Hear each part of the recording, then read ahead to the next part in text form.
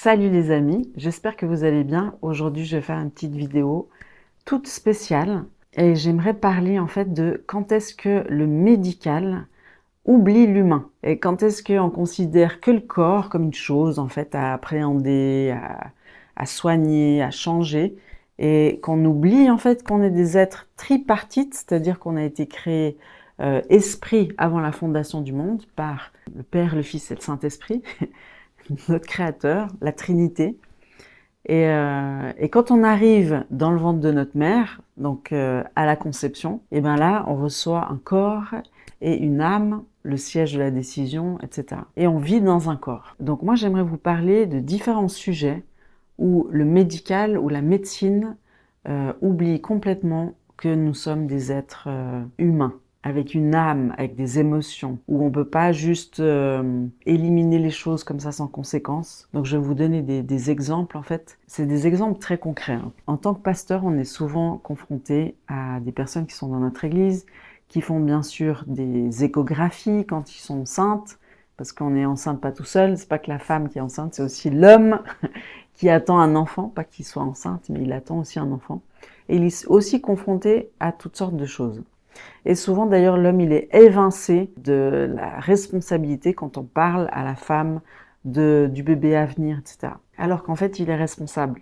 Vu que l'homme, dans la famille, c'est celui qui est responsable. Celui qui a l'autorité, c'est toujours celui qui est responsable. Donc, il est responsable pour la contraception, pour les diagnostics prénataux, il est responsable en face du corps médical, qui va peut-être nous dire des choses qui vont nous effrayer, parce que, en fait, ce que tu dois comprendre, c'est que notre perception de l'hôpital, du corps médical, normalement, c'est une perception qui est saine. Ils sont là pour nous aider, pour nous guérir, pour nous aider à avoir moins de douleur, à trouver des solutions à nos problèmes, notamment physiques, et même parfois psychologiques, parce qu'on reçoit aussi des médicaments pour la dépression, pour l'angoisse ou des choses comme ça. Donc ça, c'est notre perception du corps médical. Donc ils ont une certaine autorité, souvent on est intimidé face au corps médical, et puis on se dit, ben, ils savent mieux que moi. Sauf quand on rentre dans des questions éthiques, ou des questions psychologiques ou humaines simplement. Donc là, il faut faire attention de ne pas se soumettre à l'autorité des médecins ou l'autorité de l'hôpital comme une suprême autorité.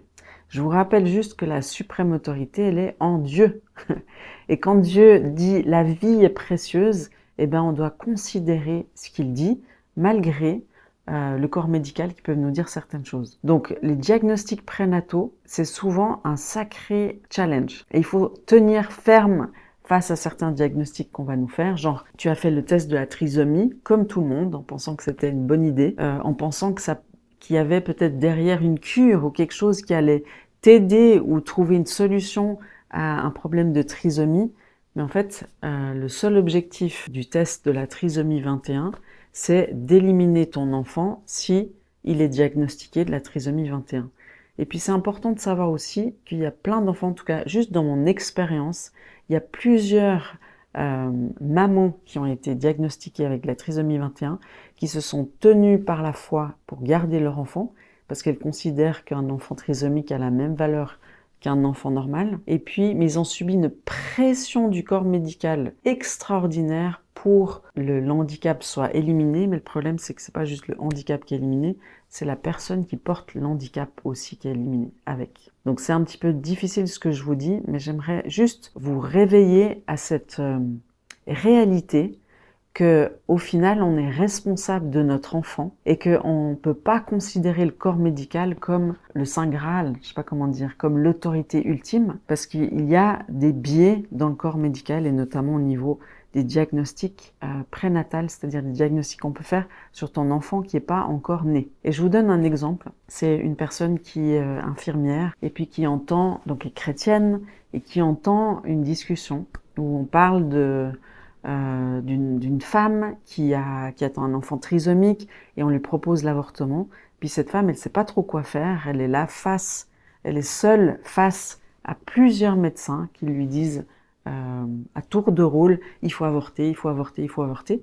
Mais il n'y a pas de voix contraire, il n'y a pas, il n'y a rien d'autre. Suite à un enseignement sur l'efficacité de la prière, cette personne qui a entendu la conversation, qui est infirmière, elle se dit, je vais prier pour cette femme, je vais prier pour qu'elle puisse avoir la révélation de la sacralité de la vie, qu'elle puisse avoir le courage de confronter peut-être ce diagnostic-là, sachant que tout peut arriver jusqu'à la naissance, les miracles peuvent arriver jusqu'à la naissance, possiblement ou pas, mais il faut se préparer aux deux. Et puis en fait, elle apprend par la suite, parce que par hasard, elle va s'occuper par la suite de cette femme ou de la fille de cette femme, enfin elle la retrouve, et puis cette femme, elle apprend qu'elle a demandé un diagnostic supplémentaire, donc elle a été dans une autre structure médicale pour avoir un autre avis, et puis cet autre avis c'était non, votre enfant est tout à fait normal. Donc elle avait un diagnostic de trisomie 21 dans un hôpital, et dans un autre hôpital il n'y avait rien du tout, et cette femme, elle avait choisi de croire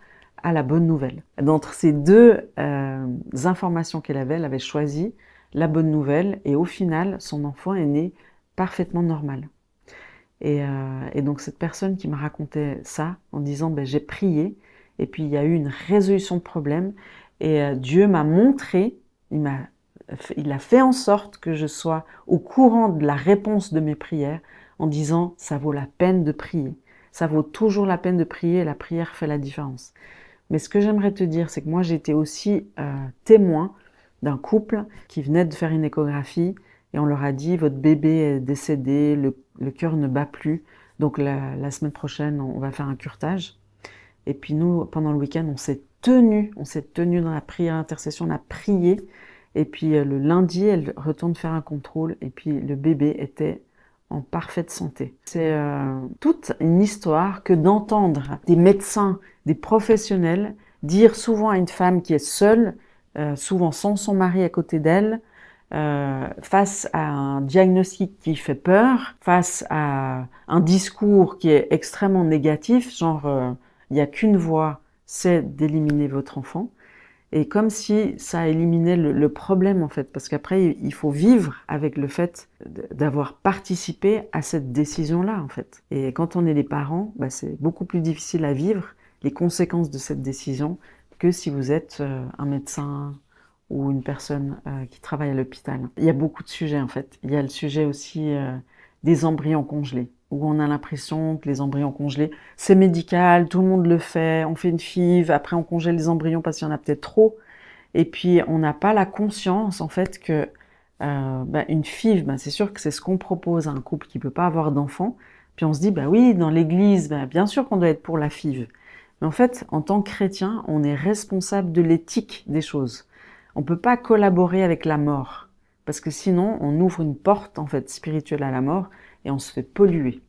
Et puis quand on est chrétien, on a cette responsabilité de se tenir pour la vie et puis de prendre surtout des décisions en toute connaissance de cause et de ne pas subir la pression du corps médical ou la pression de la mentalité du monde, mais on a la responsabilité d'avoir notre intelligence renouvelée et de savoir de quoi on parle. Quand on parle de contraception, on doit savoir de quoi on parle. On doit s'intéresser à savoir comment ça fonctionne, à quel niveau, est-ce que ça empêche l'anidation dans l'utérus ou ça empêche que l'ovulation, parce que quand ça empêche l'ovulation, c'est pas abortif. Quand ça empêche l'anidation, c'est abortif, même si c'est au tout début. Quand on est chrétien, on s'intéresse en fait au début de la vie, qui est à la conception, et on s'intéresse à savoir quels sont les médicaments qu'on prend, quels effets ils ont. Et ça, c'est extrêmement important. Qu'est-ce qu'on met dans notre corps? Est-ce que c'est parce que tout le monde le fait que c'est OK? Ben non. On voit même au niveau de l'éternité, on voit bien que Jésus nous présente le petit chemin étroit que pas beaucoup de personnes prennent, c'est le salut. Et puis la grande autoroute de la perdition, malheureusement, c'est la voie que la majorité des gens prennent. Donc on ne peut pas se fier à la majorité, on ne peut pas non plus se fier à 100% au corps médical, et on doit s'intéresser pour soi-même, on doit chercher l'information même quand elle n'est pas agréable. Et ça, pour ça, il faut avoir l'amour de la vérité. Donc les embryons congelés, c'est la vie, c'est des petits êtres humains. Et nous, on a eu des cas à l'église où il y a des femmes qui avaient poursuivi des FIV sans trop savoir ce qu'elles faisaient. Donc quand tu poursuis une FIV, il faut être prêt, en fait, si tu veux poursuivre cette voie, à accueillir tous les embryons qui vont être créés de manière humaine, on va dire. Il faut être prêt à tous les accueillir, à tous les accueillir dans son utérus. Et puis ça veut dire qu'il faut être prêt à avoir tout d'un coup peut-être beaucoup d'enfants en même temps, même si on peut choisir, enfin, tu vois. On peut pas dire, ben non, moi j'en veux que un, puis les autres on va les éliminer ou on va les congeler. Mais tu sais qu'à un moment donné, il y a une date de péremption, et au bout d'une certaine année, on va éliminer tes embryons si tu dis rien, si tu donnes pas signe de vie, on va dire. Et c'est ce qui est arrivé une fois à une femme de l'église, où on l'a appelée une semaine, et puis on lui a dit, ben, vos 6 embryons congelés ont été éliminés. Puis en fait, elle s'attendait pas à vivre des choses, ou elle s'attendait pas à ce que ce soit vrai. Elle s'attendait pas à vivre le deuil de ses enfants parce que c'était des vrais enfants. Et puis ils sont dit non, c'est un amas de cellules. Mais en fait, quand tu sens la douleur et quand tu vis comme un deuil, c'est que c'est pas un amas de cellules.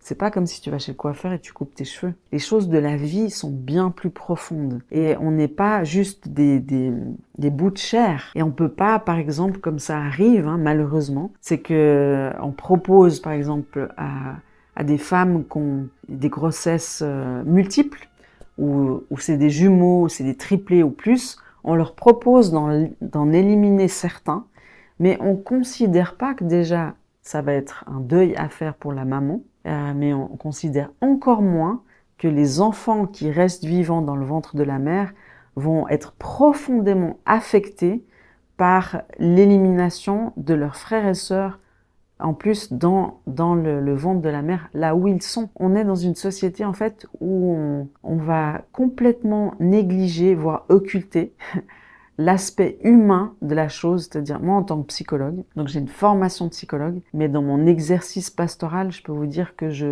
j'entends et je vois et que je côtoie ces problématiques toutes les semaines. Donc le corps médical, malheureusement, n'est pas largement pas assez connecté avec toute la question de l'âme, des conséquences psychologiques de certaines choses, comment on peut être affecté dans la vie in utero, comment on peut être affecté par les circonstances d'une naissance, la séparation avec la mère. Donc c'est sûr qu'il y a des enfants qui accouchent de manière naturelle, il y a des enfants qui sont sortis du ventre de leur mère sans passer par le col de l'utérus. Et tout ça, ça a des conséquences en fait. Non seulement physiologiques, où des fois on fait revivre au bébé le mouvement qui doit s'opérer dans une voie naturelle, mais on doit aussi être conscient de toutes les conséquences psychologiques de ces événements majeurs dans la vie d'une personne qui sont la vie in utero, l'accouchement, l'allaitement, la relation mère-enfant au tout début de vie, l'attachement, toutes ces choses-là ont un impact majeur dans la vie des gens. Et puis moi, je suis particulièrement au courant de ces choses-là parce que c'est ce que je traite. Session d'entretien conduit par le Saint-Esprit après session d'entretien conduit par le Saint-Esprit. Et je sais que ces choses sont absolument majeures et ont des conséquences énormes dans la vie des gens. Donc on ne peut pas jouer à l'apprenti sorcier en créant des êtres humains comme ça et en niant tout l'aspect de l'âme, des émotions, du psyché, en se disant, ben voilà, des parents veulent un enfant, je vais leur en créer un et je vais répondre à tous leurs désirs sans jamais leur parler des conséquences psychologiques du type de décision qu'ils vont prendre. Donc moi, ce que j'aimerais vous laisser comme interrogation, c'est des fois, il faut lutter contre les diagnostics qu'on vous fait, le diagnostic prénatal. Parce qu'il y a une pression pour éliminer l'enfant, pour éliminer l'handicap, ou qui est énorme. Et puis les parents, ils subissent cette pression, ou les mères seules subissent cette pression, sans se dire, c'est moi qui dois prendre la décision au final. Et c'est moi qui vais devoir vivre avec cette décision au final. Donc, je fais cette petite vidéo juste pour que tu te poses cette question, ou si tu connais quelqu'un qui est dans cette situation, envoie cette vidéo et sache qu'il y a des femmes qui ont décidé, par exemple, quand on leur donne un diagnostic de mort après la naissance, où votre enfant il a très peu de chances de vivre, donc je vous propose l'avortement, où votre enfant il va être largement handicapé, réfléchissez juste à la question d'aller jusqu'au bout de votre grossesse et de laisser faire la nature. Parce qu'au final, moi je connais plusieurs femmes qui ont développé un ministère autour de ces questions-là. Et où elles ont juste choisi de prendre cette décision pour elles, de garder l'enfant jusqu'à la naissance et puis de laisser faire la nature, c'est-à-dire je vais laisser, si cet enfant doit mourir après 1 semaine, 2 semaines, ben je vais laisser faire la nature, je vais accompagner cet enfant, je vais pouvoir le rencontrer, ce qui est une grâce extraordinaire, et puis je vais laisser faire la nature, c'est-à-dire je vais laisser mourir cet enfant s'il doit mourir tôt après la naissance, ou peut-être 1 semaine, 2 semaines, 1 mois, 2 mois après, mais j'aurais pas la culpabilité de me dire que j'ai participé à l'élimination de cet enfant alors il serait mort naturellement peu de temps après. Mais pour ça, eh bien, il faut faire confiance à Dieu, en fait, qui est celui qui donne la vie. Et moi, je te parle pas, je veux pas te mettre sous pression, mais j'aimerais juste te donner une voie alternative. Parce que malheureusement, on l'entend pas, cette voie alternative, assez souvent. Et donc, si tu n'as pas 2 propositions, comment veux-tu prendre une décision en toute connaissance de cause? Pour prendre une décision en toute connaissance de cause, tu dois avoir au moins 2 options. Et malheureusement, on va te parler quasiment, presque quasiment, c'est toujours le cas, on va te donner qu'une option. Et moi, j'aimerais te dire, il y a une autre option que tu peux entendre. Sache que les diagnostics prénataux ne sont pas toujours corrects et qu'il vaut mieux laisser la vie se faire plutôt qu'éliminer un handicap qui ne sera pas, en fait. On ne sait pas combien d'enfants sont avortés et qui sont tout à fait normales. Et on ne sait pas aussi quels sont les effets quand on doit faire un test de trisomie 21 et qu'on doit venir chercher du liquide amniotique pour faire le test après celui qui est le premier test qu'on propose. Des fois, on propose un deuxième test, une amniosynthèse. Et puis, sache que l'amniosynthèse n'est pas sans risque, en fait. Qu'il y a un pourcentage quand même, et puis ça, c'est important qu'on puisse te le dire, il y a un pourcentage de provocation de fausses couches initiées à cause de l'amniosynthèse. Donc, il y a un risque, en fait, à tous ces actes médicaux. Et ma question, mon interpellation, c'est ne crois pas que le corps médical est une autorité suprême. C'est Dieu qui est l'autorité suprême et c'est toi qui es l'autorité suprême sur les décisions que tu vas prendre pour ton enfant. Et c'est pas parce qu'il y a une pression énorme que tu peux pas résister à cette pression. Donc moi, j'aimerais vraiment prier pour toi. Peut-être tu regardes cette vidéo par un total hasard, on te l'a envoyé aux gens, tu tombes par hasard sur Internet dessus, mais j'aimerais prier que le Saint-Esprit te parle et que le Saint-Esprit puisse te convaincre, qu'il puisse te dire « je suis avec toi, on va aller ensemble jusqu'au bout de cette grossesse ». C'est Dieu qui t'a donné cet enfant, c'est une grâce de tomber enceinte. Et de plus en plus de parents n'arrivent pas à tomber enceinte, si on peut dire ça comme ça. Et donc ça reste une grâce de tomber enceinte, ça reste une grâce d'avoir des enfants. Donc considère que la vie est précieuse. Et que si elle t'est donnée, peut-être c'est pas le bon moment, peut-être que c'est pas exactement comme tu voulais, peut-être que c'est une fille alors que tu voulais absolument un garçon, que c'est un garçon que tu voulais absolument une fille.